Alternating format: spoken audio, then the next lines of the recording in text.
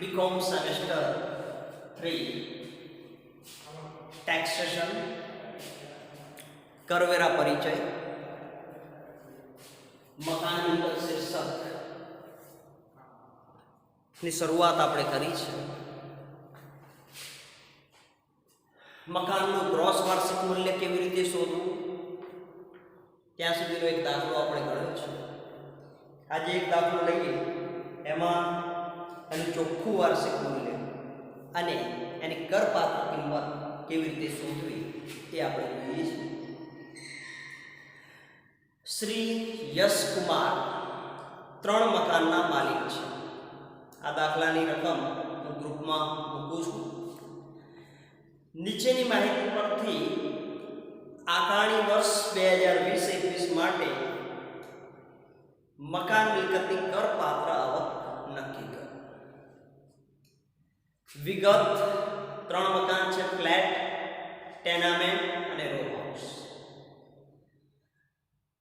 મકાનનો ઉપયોગ છે, ફ્લેટ છે ભાડે આપેલ છે, ટેનામેન્ટ છે સ્વ વપરાશનું છે અને રો હાઉસ છે ભાડે આપેલ છે। 3 મકાનોમાં એક મકાન એ સ્વ વપરાશનું છે અને બીજી વિગતો આપણને આપી છે।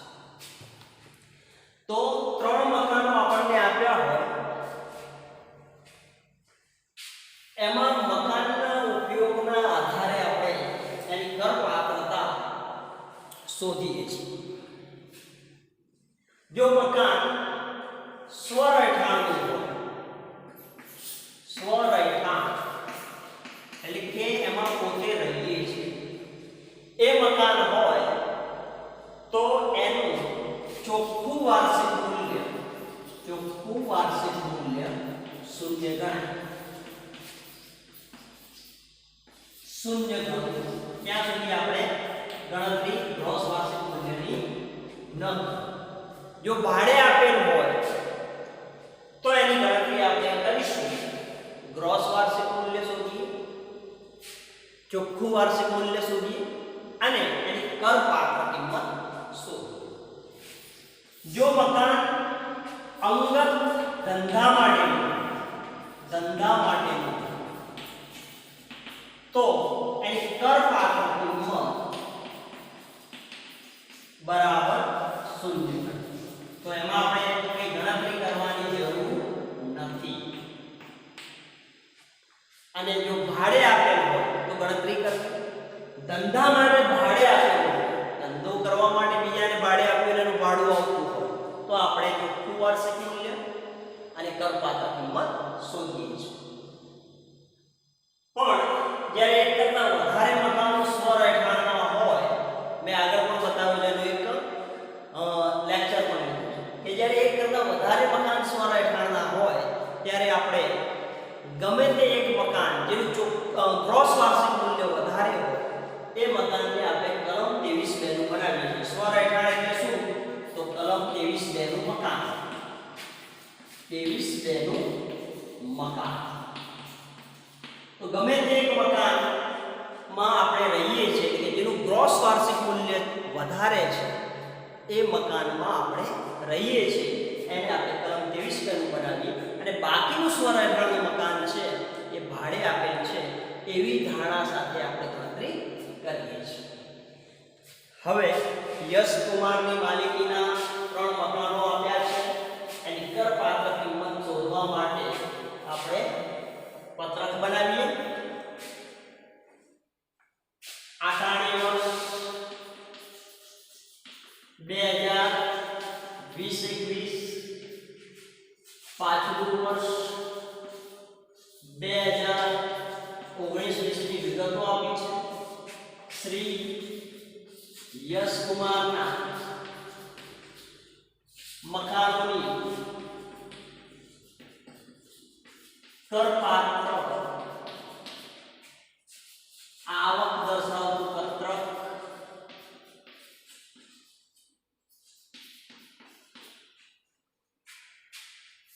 ત્રણ મકાનો છે,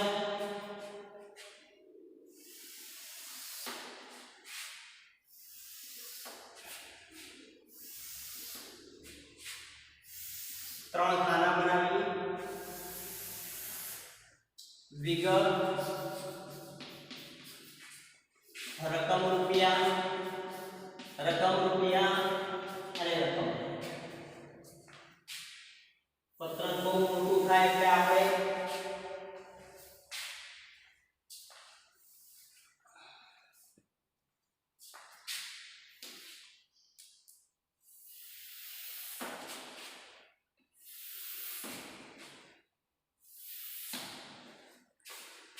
પત્રક 3 કોલમ્સનું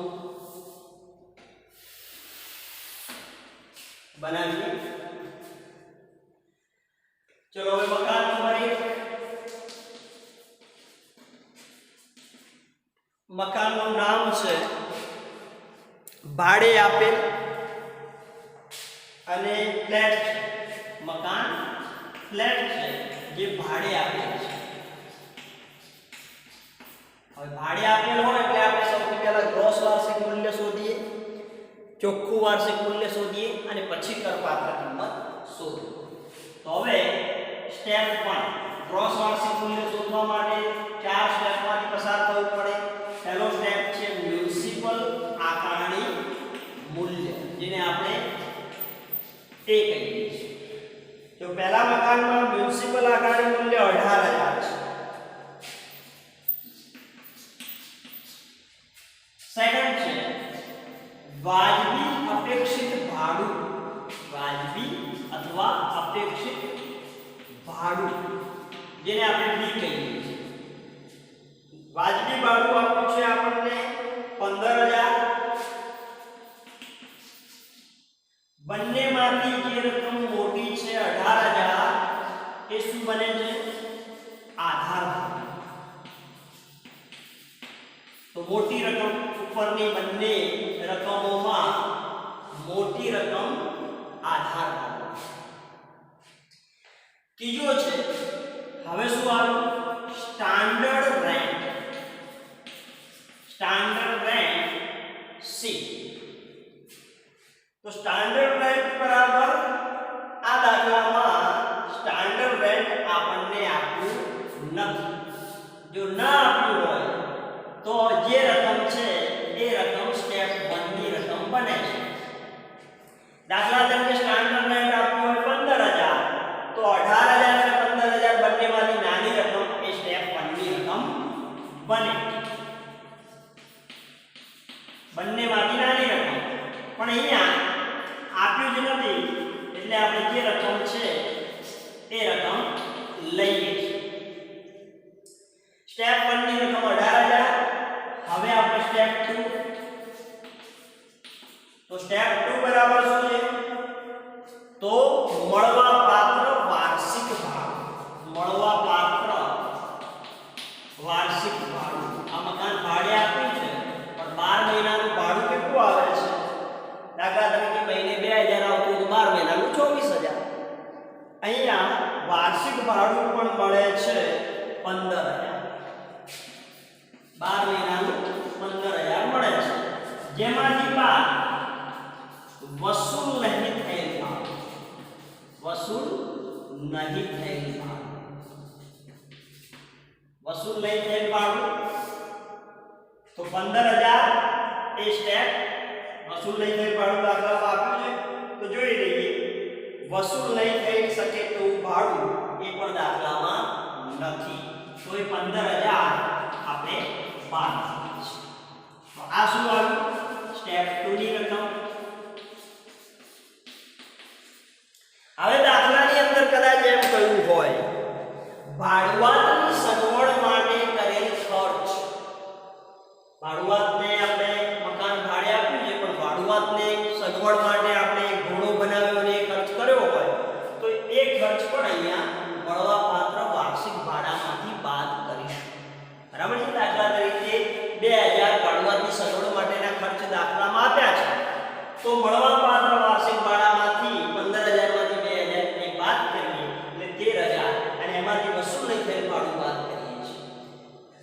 આપણને આ દાખલામાં નથી આપ્યું. હવે સ્ટેપ 1 ની રકમ છે 18,000. સ્ટેપ 2 ની રકમ છે 15,000. બંનેમાંથી કઈ રકમ આપણે લઈશું? બંનેમાંથી મોટી રકમ છે સ્ટેપ 3 ની રકમ બને છે, બરાબર છે? તો હવે સ્ટેપ 3 બરાબર શું? તો સ્ટેપ 3 બરાબર સ્ટેપ 1 અને 2 માંથી મોટી રકમ. સ્ટેપ 1 છે 18,000, સ્ટેપ 2 છે 15,000, બંનેમાંથી મોટી રકમ 18,000 એ શું થાય? એ 18,000 એ સ્ટેપ 3 ની રકમ. હવે સ્ટેપ 4 બરાબર, તો સ્ટેપ 4 બરાબર, તો સ્ટેપ 4 બરાબર શું? તો એમાંથી બાદ કરીશું ખાલી સમયનું ભાડું. ખાલી સમયનું ભાડું. મકાન અમે 1 મહિનો માટે ખાલી રહ્યું હોય તો એ ખાલી સમયનું ભાડું આપણે બાદ કરીએ. તો ખાલી સમયનું ભાડું છે એ દાખલામાં આપ્યું છે કે નહીં જોઈએ. તો મકાન ખાલી રહેવાનો સમય આપણને આપ્યો નથી. તો મકાન ખાલી રહેવાનો સમય પણ નથી આપ્યો, એટલે 18,000 શું આવ્યું? એ 18,000 એ શું થયું? મકાન એકનું ગ્રોસ વાર્ષિક મૂલ્ય મળ્યું. ગ્રોસ વાર્ષિક મૂલ્ય. તો મકાન એકનું ગ્રોસ વાર્ષિક મૂલ્ય 18,000 આપણને મળ્યું છે. અહીં સુધી આપણે દાખલા આગળના જોયા છે. હવે આપણે શું કરવાનું છે? મકાનની કરપાત્ર કિંમત શોધવી છે. તો કરપાત્ર કિંમત શોધવી હોય તો ગ્રોસ વાર્ષિક મૂલ્ય પછી એનું ચોખ્ખું વાર્ષિક મૂલ્ય શોધવું પડે. તો એમાંથી શું કરીશું? બાદ મકાનના સ્થાનિક કરવેરા, અથવા એ ડાયરેક્ટ લખી દઈએ સ્થાનિક કરવેરા. મ્યુનિસિપાલિટી કે ગ્રામ પંચાયતના જે વેરા છે, વાર્ષિક વેરા, એ વેરા જે ભાડુઆતને ચૂકવવાના નથી પણ માલિકે ચૂકવવાના છે. માલિક ચૂકવે એ વેરા ચાલુ વર્ષે ચૂકવતો હોય, ચૂકવવાના બાકી નહીં પણ ચૂકવેલા વેરા અહીંયા બાદ કરીશું. બીજું કે ગયા વર્ષના વેરા બાકી હોય ને આ વર્ષે જો ચૂકવવામાં આવતા હોય તો પણ આપણે બાદ કરીશું. તો અહીંયા માલિકે ચૂકવેલા વેરા 500 છે, એ 500 આપણે બાદ કરીએ એટલે આપણને શું મળે? 17,500 એ મકાન એકનું ચોખ્ખું વાર્ષિક મૂલ્ય મળે છે. ચોખ્ખું વાર્ષિક મૂલ્ય એટલે ગ્રોસ વાર્ષિક મૂલ્યમાંથી કરવેરા બાદ કરો એટલે આપણને ચોખ્ખું વાર્ષિક મૂલ્ય મળે છે. હવે મકાનની કરપાત્ર કિંમત શોધવી હોય તો શું કરીશું? હવે બાદ શીર્ષકની ખાસ કપાત. હવે શીર્ષકની ખાસ કપાત બાદ કરીએ તો શીર્ષકની ખાસ કપાતો 3 છે. એક છે પ્રમાણિત કપાત. યાદ રાખવી, શીર્ષકની ખાસ કપાતો 3, આમ 2 છે પણ એક મૂડીકૃત વ્યાજ પણ આપણે ધ્યાનમાં લઈશું, એટલા માટે 3 કહીએ છીએ. પ્રમાણિત કપાત તો ચોખ્ખા વાર્ષિક મૂલ્યના 30%. ચોખ્ખા વાર્ષિક મૂલ્યના 30%. હવે અહીંયા ચોખ્ખું વાર્ષિક મૂલ્ય 17,500 છે, એના 30% કેટલા થાય? 5,250. 17,500 ના 30%. તો 5,250 એ ચોખ્ખું વાર્ષિક મૂલ્યના 30% આપણે લીધા. સેકન્ડ, ઉછીની મૂડી પરનું વ્યાજ. ઉછીની મૂડી પર વ્યાજ. ઘર બનાવ્યું છે તો ઘરના બાંધકામ માટે આપણે લોન લીધી હોય, મરામત માટે લોન લીધી હોય, એ લોન પર વ્યાજ, આ લોન 1,499 પહેલા લીધી હોય તો વધુમાં વધુ વધુમાં વધુ 2 લાખ સુધી આપણે આ વ્યાજ મજરે લઈ શકીએ છીએ. એટલે અહીંયા મજરે લેવા માટે અહીંયા આપણને વ્યાજ કેટલું આપ્યું છે? તો બાંધકામ સમયનું વ્યાજ આપ્યું છે આપણને ચાલુ. વ્યાજ બે પ્રકારે આપ્યા છે, એક ચાલુ વર્ષનું વ્યાજ અને બીજું છે મૂડીકૃત વ્યાજ. મૂડીકૃત વ્યાજ તો 5000 આપ્યું છે અને ચાલુ વર્ષનું વ્યાજ છે 1000. તો આપણે 1000 વ્યાજ બાદ કરીએ છીએ. ત્રીજું છે મૂડીકૃત વ્યાજ.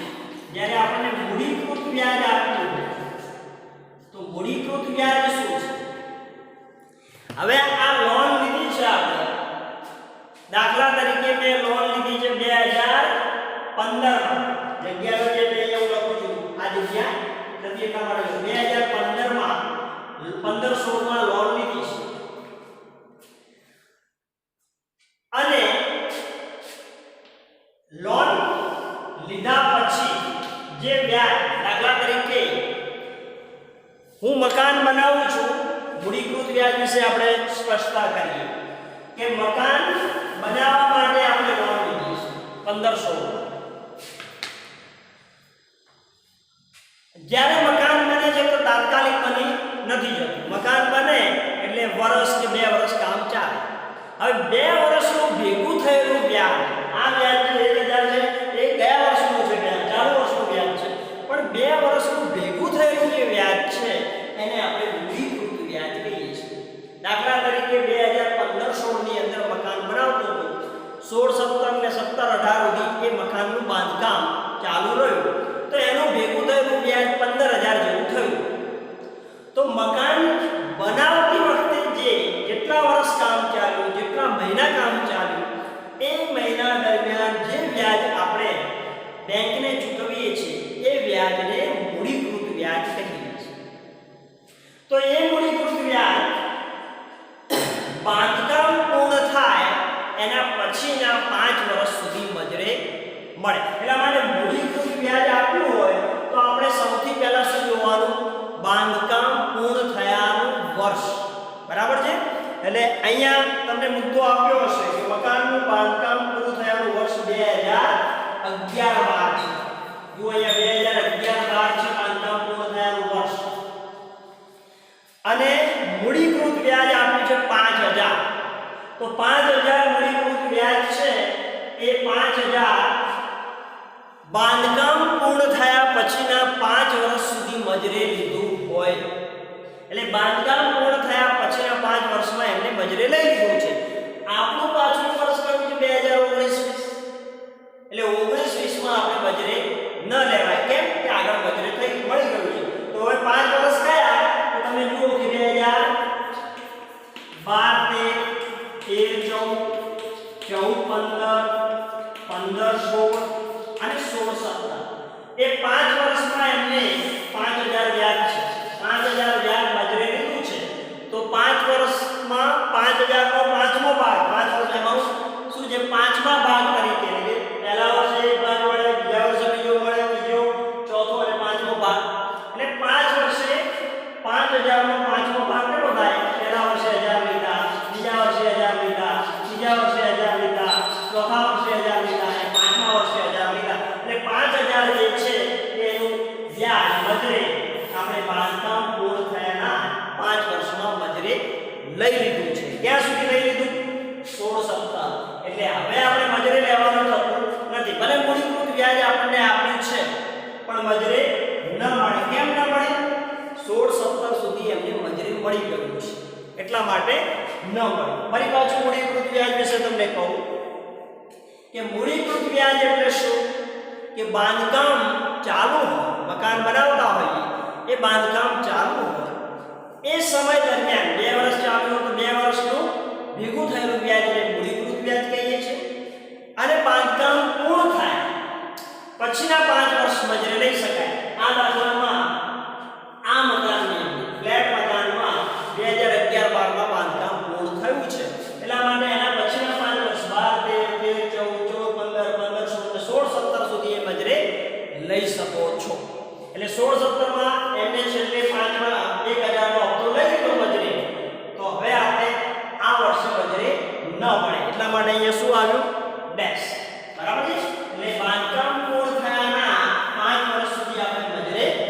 લઈ લીધું છે. જો બાંધકામ 2018-19 માં પૂર્ણ થયું હોય તો ચાલુ વર્ષે લઈ શકાય.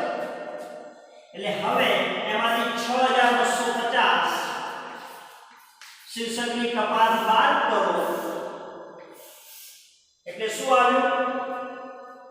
17500 માંથી 6250 બાદ કર્યા એટલે આપણને મળે છે 11250. 11250 આ શું આવ્યું? કયું મકાન છે? ફ્લેટ. ફ્લેટ મકાનની કરપાત્ર આવક 11250. તો 11250 ની આ મકાનની કરપાત્ર આવક થઈ. એટલે મકાનની કરપાત્ર આવક શોધવા માટે શું કરવું પડે? તો મકાનની કરપાત્ર આવક શોધવા માટે સૌથી પહેલા એનું ગ્રોસ વાર્ષિક મૂલ્ય શોધવું. ગ્રોસ વાર્ષિક મૂલ્ય શોધવા માટે 4 સ્ટેપમાંથી પસાર થવું. સ્ટેપ 1 2 3 અને 4. ચોખ્ખું વાર્ષિક મૂલ્ય શોધવા માટે એમાંથી સ્થાનિક કરવેરા બાદ કરો. કરવેરા પણ કોણ? તો મકાન માલિક ચૂકવે એ જ કરવેરા. ભાડુઆત ચૂકવે એ કરવેરા ધ્યાનમાં લેવાના નથી. સેકન્ડ કે કરવેરા જે છે એમાં ગયા વર્ષના કરવેરા પણ આ વર્ષે ચૂકવવામાં આવતા હોય તો ધ્યાને લઈએ, પણ ચૂકવવાના બાકી રાખ્યા હોય એ ધ્યાને લેવાય નહીં. ત્યારબાદ એમાં શીર્ષકની ખાસ કપાતો 3 છે. એક પ્રમાણિત કપાત, તો જે ચોખ્ખું વાર્ષિક મૂલ્ય આવે છે એના 30%. સેકન્ડ છે ઉછીની મૂડી પરનું વ્યાજ, દાખલામાં આપેલું હશે. અને થર્ડ છે મૂડીકૃત વ્યાજ, એટલે કે બાંધકામ સમય દરમિયાનનું વ્યાજ અને બાંધકામ પૂર્ણ થાય એના 5 વર્ષ સુધી મજૂરી લઈએ. અહીંયા દાખલામાં 5000 આપ્યું છે પણ આપણે આગળ મજૂરી લઈ લીધેલું છે એટલે આપણે લેતા નથી. તો હવે આપણને ફ્લેટ મકાનની કરપાત્ર આવક મળી. તો એક મકાનની કરપાત્ર આવક શોધી કાઢી. હવે સેકન્ડ નંબરનું મકાન છે ટેનામેન્ટ. હવે મકાન નંબર 2. તો મકાન નંબર 2 લઈએ. તમારે એક મકાન પૂરું થાય એટલે મેં જો અહીંયા લાઈન દોરી છે. પહેલા મકાનની લાઈન દોરી એટલે હવે અહીંયા લખવાનું મકાન નંબર 2 આ જગ્યાએ. બરાબર છે? મકાન નંબર 2 અને પછી આગળ ગણતરી કરીએ. તો અહીંયા લખું છું મકાન નંબર 2 અને મકાનનું નામ છે ટેનામેન્ટ. અને એ મકાન કયું છે? સ્વવપરાશ. સ્વવપરાશ. બરાબર છે? તો સ્વવપરાશ એટલે સ્વવપરાશ એટલે શું? કલમ 23 નું મકાન. કલમ 23 નું મકાન. હવે કલમ 23 નું મકાન હોય, મેં તમને આગળ પણ કહ્યું કે જ્યારે કલમ 23 જેમાં અંગત રીતે આપણે પોતે જ રહેતા હોઈએ ત્યારે એનું ચોખ્ખું વાર્ષિક મૂલ્ય બરાબર હંમેશા શૂન્ય હોય છે. એટલે આપણે અહીં સુધી કોઈ ગણતરી કરવાની જરૂર નથી. સીધા અહીંયા આવી કોઈ ગણતરી કરવાની જરૂર નથી. સીધા અહીંયા શું લખીશું? ચોખ્ખું વાર્ષિક મૂલ્ય. ચોખ્ખું વાર્ષિક મૂલ્ય બરાબર શું હોય? શૂન્ય. એટલે ચોખ્ખું વાર્ષિક મૂલ્ય શૂન્ય. કોઈ ગણતરી કરવાની નથી કલમ 23 માટે. કેમ કે સ્વવપરાશનું મકાન એટલે કે અંગત રહેઠાણ જેમાં આપણે પોતે રહીએ છીએ એ મકાનનું ચોખ્ખું વાર્ષિક મૂલ્ય હંમેશા શૂન્ય હોય. બીજું કે જ્યારે એક કરતાં વધારે મકાનો સ્વરહેઠાણમાં હોય, દાખલા તરીકે મકાન નંબર 2 પણ સ્વરહેઠાણનું છે, મકાન નંબર 3 પણ સ્વરહેઠાણનું, તો બંને મકાનમાં આપણે રહેવાના નથી. ગમે તે એક મકાનમાં આપણે રહીએ પણ જેનું ગ્રોસ વાર્ષિક મૂલ્ય વધારે, આપણે અલગથી ગણતરી કરવી પડે મકાન 2 અને 3 ની, કે જેનું ગ્રોસ વાર્ષિક મૂલ્ય એટલે આ જગ્યા સુધી જેનું વધારે હોય એ મકાન કલમ 23 વેલ્યુ બનાવવાનું. અને બાકીનું મકાન જે ભાડે આપેલ છે એવી ધારણાવાળું મકાન ગણીશું. બરાબર છે? અહીંયા એવું નથી. હવે આપણે શું વાત કરીશું? શીર્ષકની ખાસ કપાતો બાદ કરીએ તો જ કરપાત્ર આવક મળે. તો બાદ શીર્ષકની ખાસ કપાતો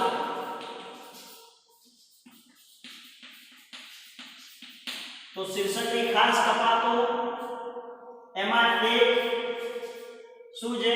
પ્રમાણિત કપાત. તો ચોખ્ખા વાર્ષિક મૂલ્યના 30%.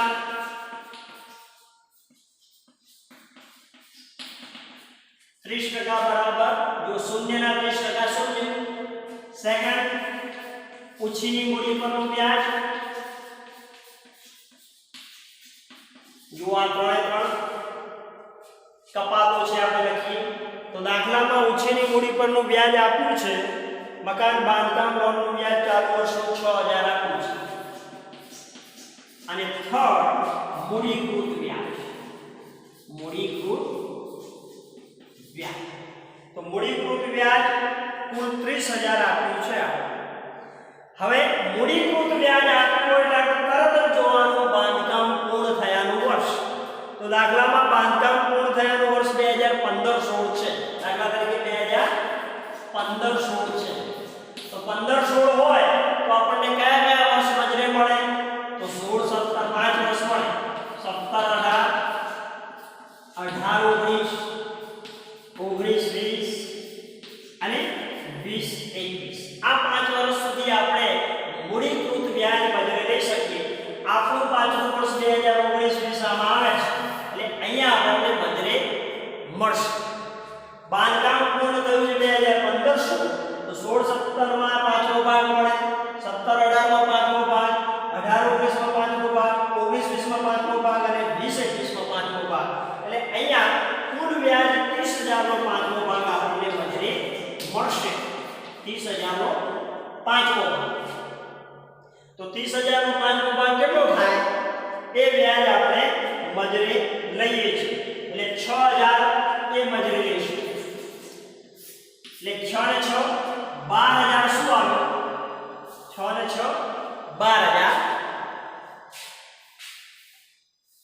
12000 એ આમાંથી બાદ કરીએ. શૂન્યમાંથી 12000 બાદ કરો એટલે શું આવે? 12000 માઈનસ 12000 એ શું આવ્યું? મકાન 2 ની ખોટ. મકાન 2 ની કરપાત્ર ખોટ. ખોટ આવી. હવે મકાન 2 ની ખોટ આવી. મકાન 2 પૂર્ણ થયું. તો ફરી પાછું એના નીચે આપણે લાઈન દોરી દઈએ. મકાન 2 પૂર્ણ થયું. ફરી પાછું મકાન 2 માં ખોટ આવી છે. તો મકાન 2 માં ખોટ છે 12. કરપાત્ર ખોટ. જો મકાન 1 હતું એમાં કરપાત્ર આવક 11250 છે. મકાન 2 માં શું આવ્યું? 12000 ખોટ આવી. એટલે બંને મકાનનો સરવાળો કરો તો હજી 500 રૂપિયા અને 750 રૂપિયા હજી ખોટ છે. હવે આપણે મકાન નંબર 3. ચલો મકાન 2 પૂરા થયા.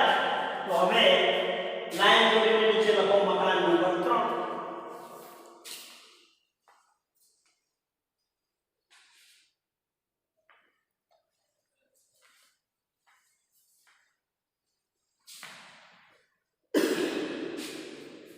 ચલો લખાઈ ગયું છે. તો હવે મકાન નંબર 3.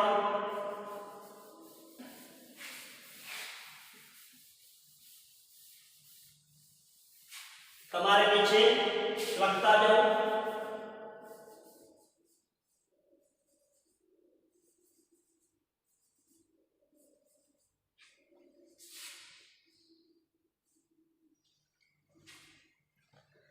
તો ચલો મકાન નંબર 3 છે રો હાઉસ.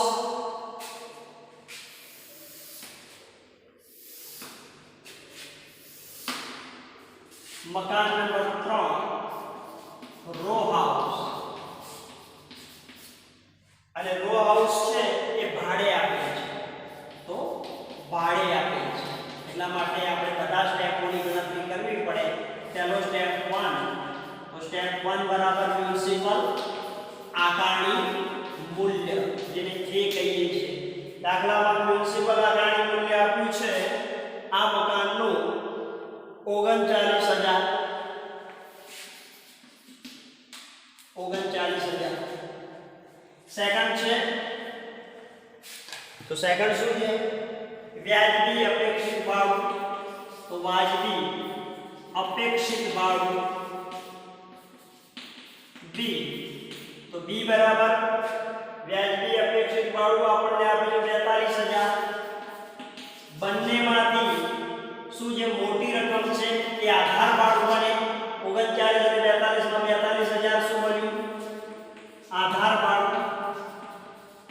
મોટી રકમ. ત્યાર પછી સ્ટાન્ડર્ડ રેટ સી. તો સ્ટાન્ડર્ડ રેટ છે એ આપણને આપ્યું છે, દાખલામાં સ્ટાન્ડર્ડ રેટ આપ્યું છે આપણને 30,000. તો બંનેમાંથી એટલે કે આધાર ભાડું અને સ્ટાન્ડર્ડ રેટમાં બંનેમાંથી નાની રકમ 30,000 એ આપણે સ્ટેપ 1 ની રકમ બને. તો આને શું કહીએ? સ્ટેપ 1 ની રકમ. કૌંસમાં લખીએ નાની. હવે સ્ટેપ 2 બરાબર, તો સ્ટેપ 2 બરાબર શું છે? મળવાપાત્ર વાર્ષિક ભાડું.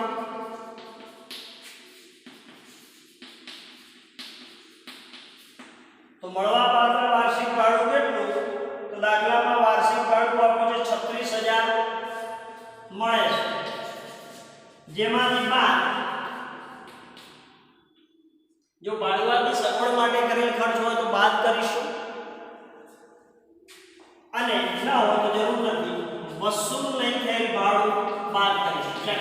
વસૂલ નહીં થયેલ ભાડું કે 12 મહિનામાં જે 36,000 ભાડું છે એમાંથી 1 મહિનો ભાડું આપવાનું રહી ગયું હોય, ભાડુઆત દ્વારા આપણને મળ્યું ન હોય, એ વસૂલ નહીં થયેલ ભાડું કહેવાય. તો અહીંયા વસૂલ નહીં થયેલ ભાડું 1,000 દાખલામાં આપ્યું છે. એ 1,000 બાદ કરો એટલે આપણને શું? 35,000 મળે. એ શું કહેવાય? સ્ટેપ 2 ની રકમ. 30,000 સ્ટેપ 1 ની રકમ, 35,000 સ્ટેપ 2 ની રકમ. સ્ટેપ 3 બરાબર શું છે? તો સ્ટેપ 1 અને 2 માંથી મોટી રકમ. તમે જુઓ કે અહીંયા 30,000 છે ને અહીંયા 35,000 છે. મોટી રકમ કઈ? સ્ટેપ 2 ની રકમ એ 35,000 એ સ્ટેપ 3 બરાબર.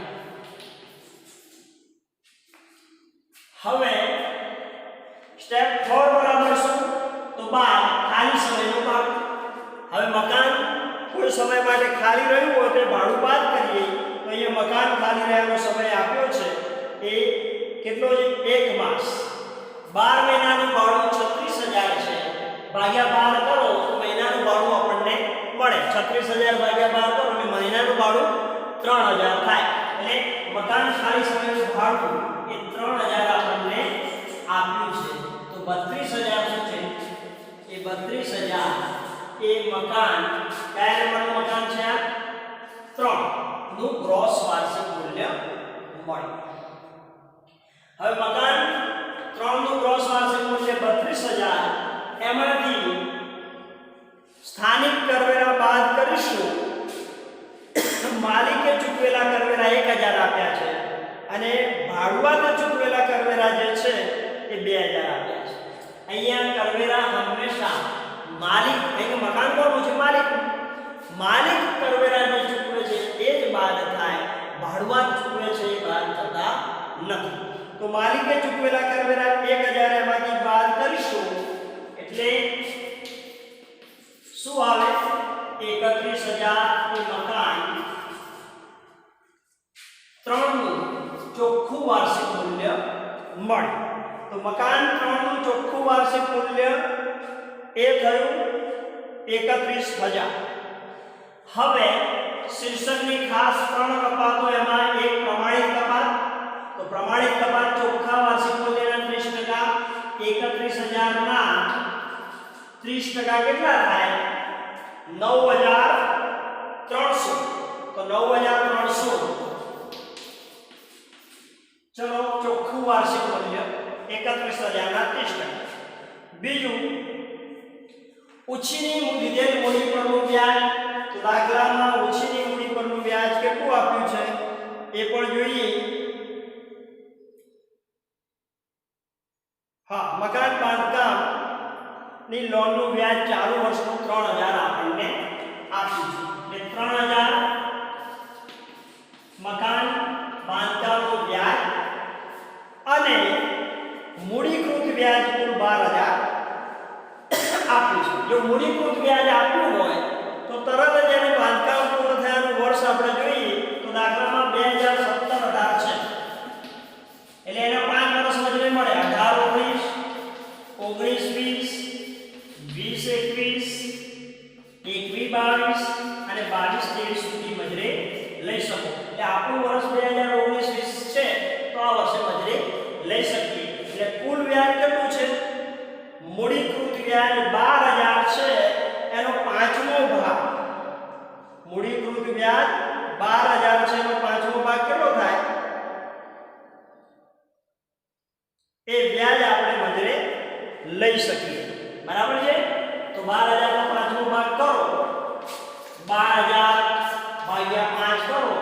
કેટલા થાય? 5 × 10 5 ચોક 20 એટલે 2400 રૂપિયા છે એ આપણે મજૂરી લઈ શકીએ. બરાબર છે? તો આ વર્ષે 2400 રૂપિયા આપણે મજૂરી લઈએ છીએ. બરાબર છે? અહીંયા રકમમાં ભૂલ આપી છે. અહીંયા 6001.95 લેખે મૂડીકૃત વ્યાજ કયું છે? એટલે આમ જોવા જાવ તો 6 × 50 = 30000 વ્યાજ આપેલું હશે, પણ અહીંયા દાખલામાં 12000 છે તો હું 2400 રૂપિયા લઉં છું. બરાબર છે? પાંચમો ભાગ 2400 રૂપિયા. એટલે હવે 2400 રૂપિયા આપણે લીધું તો આનો સરવાળો કરીએ એટલે 4 ને 3 7 9 ને 3 12 ને 14700 એમાંથી બાદ કરો એટલે આપણને હવે 31000 માંથી 14700 બાદ કરીએ તો કેટલા વધે? 300. 10 માંથી 4 જાય તો 6, 2 માંથી 1 જાય તો 1 એટલે 16300. આ 16300 શું આવ્યું? તો 16300 એ મકાન, કયા નંબરનું મકાન છે? 3 નંબરનું. તો મકાન 3 ની કરપાત્ર આવક. મકાન 3 ની કરપાત્ર આવક. તો મકાન 3 ની કરપાત્ર આવક 16300. હવે ત્રણેય મકાનની કરપાત્ર આવક કેટલી થાય? ત્રણેય મકાનની કરપાત્ર આવક બરાબર કેટલી? તો તમે જુઓ કે ત્રણેય મકાનની કરપાત્ર, પહેલું મકાન હતું એની કરપાત્ર આવક આવી કેટલી? તો પહેલા મકાનની કરપાત્ર આવક આવી 15550, અરે સોરી 11250. બીજા મકાનની ખોટ આવી એ 12000 અને ત્રીજા મકાનની કરપાત્ર આવક આવી 16300.